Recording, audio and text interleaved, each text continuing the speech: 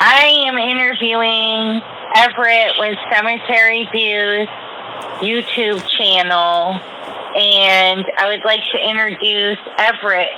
Hello, my name is Everett. I'm with Cemetery Views, where we do cemetery art, and I look for amazing tombstones and cemetery art and unique tombstones in cemeteries and film them. What inspired you to, do it the way that you're doing it? Okay, I used to mow cemeteries with my dad. So at the age of 10 years old, I was out in cemeteries mowing and digging graves and all that stuff. And it kind of gave me a love for cemeteries and a respect for them.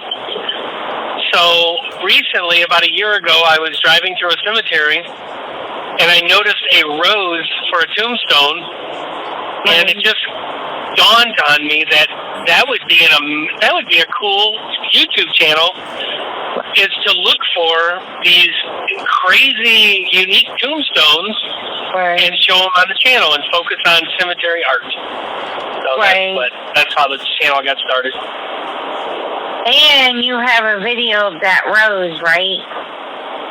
Yeah, I did that. It's one of my early ones. It's called The Rose of a 100-Year-Old Woman or something like that. Right. Yeah, it's very nice. It was so pretty. It almost looks like it was very, very new. Just the way it was cut and the shape of it. But yeah, so some of your videos show you going to different locations or different cities in the video. So do you want to let us know something about that, how you travel? Yeah,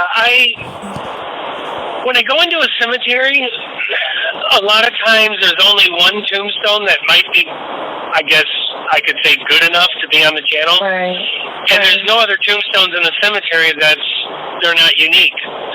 So I might film like one tombstone in this cemetery, go to another one, film another tombstone there. It might be three different cemeteries in the same video, but three different tombstones in three different cemeteries. And sometimes I'll try to say, well, this tombstone is here, this tombstone is here, but sometimes I don't. Oh, okay. You said you've been doing this for about a year, and I know you talked about your background as a child, mowing and digging graves. Any more background that, people don't know about besides that, that inspired you?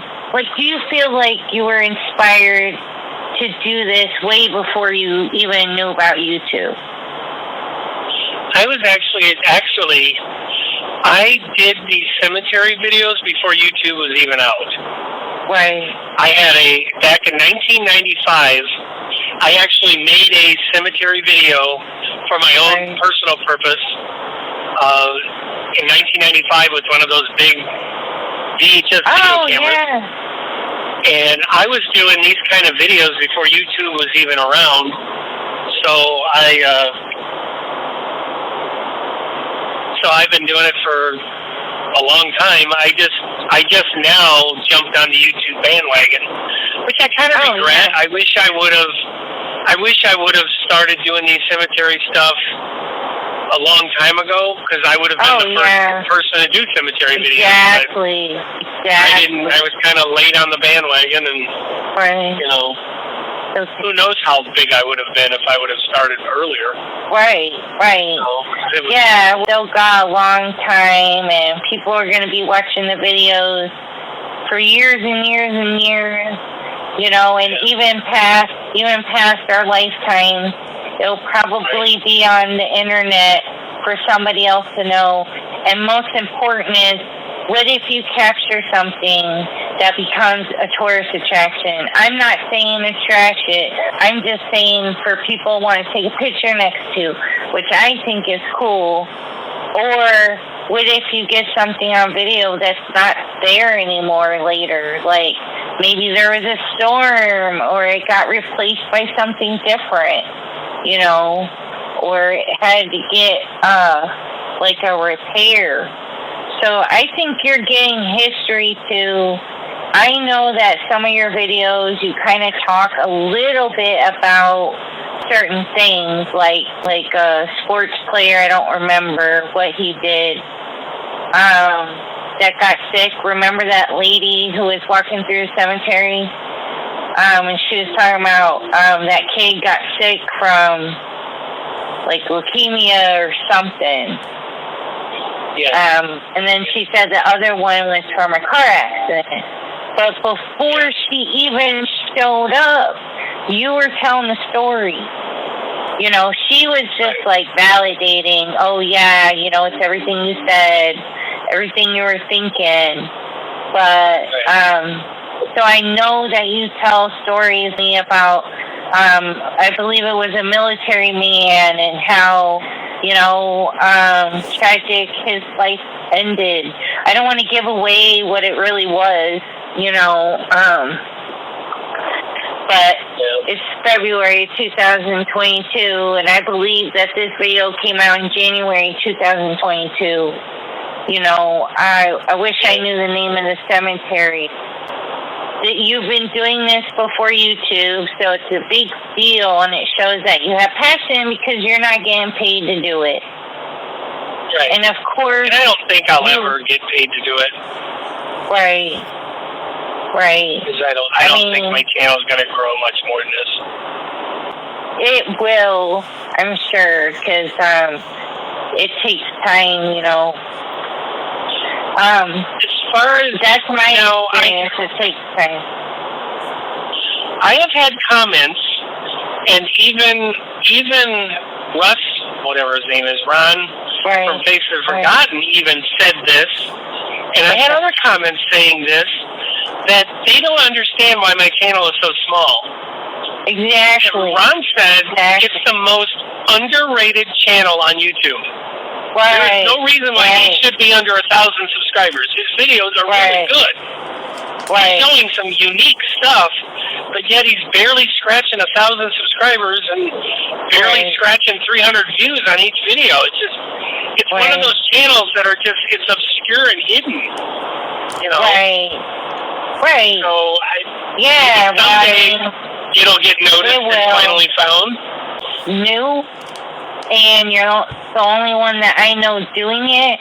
People either go in there to provoke, in there to investigate, in there to tell a story, or just in there to do a walk around, which really has nothing to do with the things that you do on your channel. Just like I said before, sometimes you go to 6 different places to make one video. They're not. They're at one place. So it's new. It's a new idea.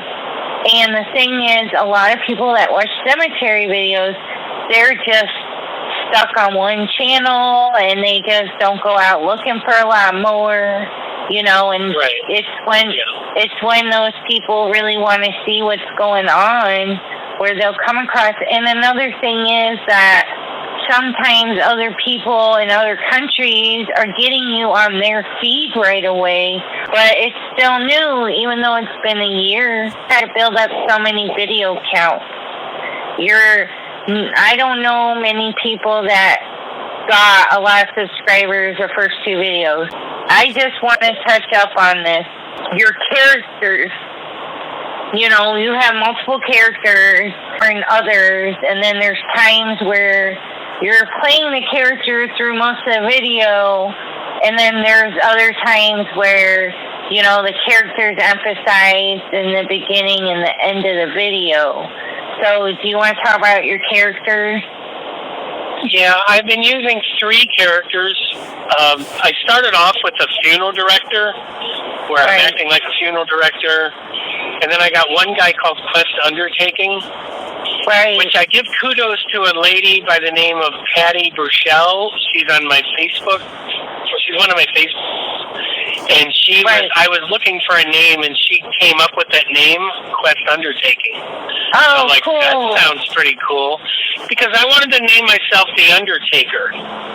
Oh, problem yeah. with naming myself The Undertaker is because of The Undertaker from the WWE. Sure. I don't know if he's got copyrights on that name. Right. I don't think he does because it's an occupation, so he can't copyright that. I don't think he has a copyright on it. But I don't know, but yeah. I didn't want to do that, so I just said Quest Undertaking because it's totally fresh and new. Right. And that guy's more of an explorer. And when I do Quest Undertaking, I do him throughout the whole video. Okay. But most of the time when I do Bugs Moran, which is the gangster guy, I normally just do him in the front and the back. And when I start looking at the tombstones, it's really hard to keep him going because he's got such a gruff voice that when I'm doing a child's tombstone, it's not going to sound, it's going to sound like I'm being sarcastic or kind of undisrespectful. Oh, yeah. Because it's like, oh, look at here, there's a young kid, Right. And that's probably not a good idea. So I kind of drop him.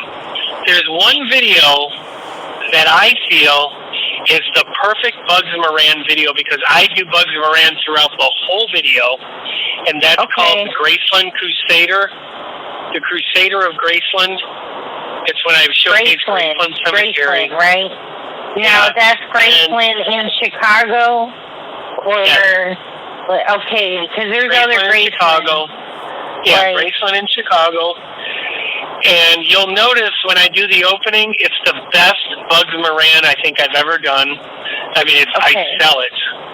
And then I keep him going throughout the whole video. And it's probably the best Bugs Moran imitation I did. Right. I feel. Right.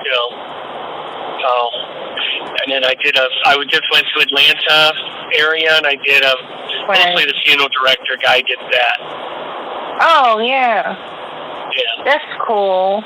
So that's the deal with the characters. And I do them for entertainment value, just to make the videos just that little bit of spice in the video to make it a little more interesting. Right. I just kind of do that for entertainment value. Do you feel about interacting and talking to somebody else in a cemetery? I'm very open to it. I just haven't experienced it yet. Nobody's ever approached me in a cemetery. I've never approached anyone in a cemetery. But if somebody ever comes up to me and asks me what I'm doing or whatever, I'll be more than happy to tell them. And if they want to say, like that one lady, me and you went up to a lady and she just started talking to us. I'm very open to that stuff. I got it on video. You asked the first question. I got it on video. You asked the first question, so like you were ready for it. How did you feel like when we were at the Reef of America? Like where there was a whole lot of people out there. I mean, it was swarmed in the first area, and then also, ended up talking to the volunteer with Reefs of America, and then we got to put reefs down.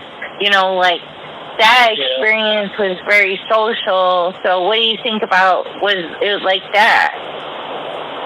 I'm kind of shy in a way. I'm a little shy. I probably would have avoided people if you weren't there where you went. Like that, there was a couple that were in that outside mausoleum-looking thing, and you kind of talked to them, and you brought it up and talked to them, and I kind of came over and just was talking a little bit too. But if you weren't with me, I probably wouldn't have talked to them. I probably would have avoided them and walked to the other side or whatever. I probably wouldn't have approached them. I kind of try to read people. I set that up, Yeah. I kind of read people, and you can kind of tell if they don't, it's like, I don't want to talk to you, or they'll say, or they'll try talking to you. It's kind of kind of up to them. I leave it up to them. I don't like bugging people, Or I'll say hi, or I'll just say hi to somebody and see how they say hi back. If they say hi and then they kind of start talking a little bit, then it's like, okay, there's the opening to talk. But sometimes people will just go, they'll just kind of give you a head nod, and that's about it. And I'm like, okay, well, they don't. Right. It's kind of almost standoffish. Like, hi, I'll say hi to you, Sure. but once you come any closer, you know, That's, or a little shy. you decide to go into a place that is extremely haunted, has a lot of legends. A lot of those places are a little isolated or kind of blocked off. How do you feel like when you go to those places, and when you go, like, what is the purpose, even if you're in that place? Because a lot of people are attracted to the paranormal, and it would be hard for them to be in that position, not do anything to investigate. And do you do that? What do you believe in it? Does it matter? Do you believe in the paranormal? Are you open to it? Just kind of like that. I'm open to it. I don't know about it because I've never had an experience with the paranormal. Right. So I've never had a paranormal experience. Not often. I mean, not enough to worry about. It doesn't happen for me. I don't even think about it. But I'm open to it, but I don't go in there trying to investigate. I don't have the equipment to investigate. Right. But I've been to a couple. Like there was Aux Sable. I guess it's supposed to be Aux Sable is near I-80, kind of in between Morris and Seneca. Right. And that place is known to be haunted, and I went in there a couple times and never felt anything. There's no really cool tombstones in there. Right, yeah. Right. Saying that because you grew up, around cemeteries, and then it was a passion for you in the 90s, that you have not been afraid or have fear? No. Sometimes I get uncomfortable. Well, because of the stories. In other words, if I didn't know of the stories, I probably wouldn't get uncomfortable at all. Sure. But it's that knowing the story, it kind of makes you a little leery. Right. Like the witch that's in that St. Elmo or whatever cemetery. Oh, yeah. It's got a circular stone. Oh, and it's really a secluded cemetery. Sure. Now, if I didn't know the story, I probably could walk up there and not feel anything and just walk around it. Sure. And it's a nice old cemetery. But because of the story, you just kind of go in there with caution, but I walked up to the stone and there was nothing happening, like whatever. Right. Cemeteries, I don't think are haunted anymore at all. I think if it used to be haunted, the ghosts left. Sure. Because there's too many visitors. Yeah, they may have. I don't think spirits like a bunch of people hanging around. Oh, wow.